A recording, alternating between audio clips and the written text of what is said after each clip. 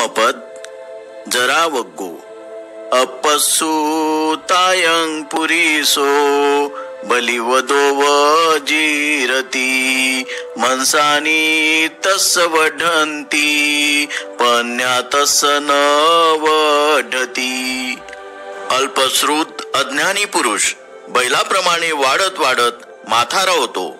त्याचे मासच वाढते, त्याची प्रज्ञा वाढत नाही.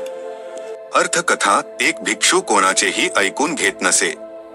तो निरर्थक गोष्टी करत असे आणि वायफळ बडबड करीत असे.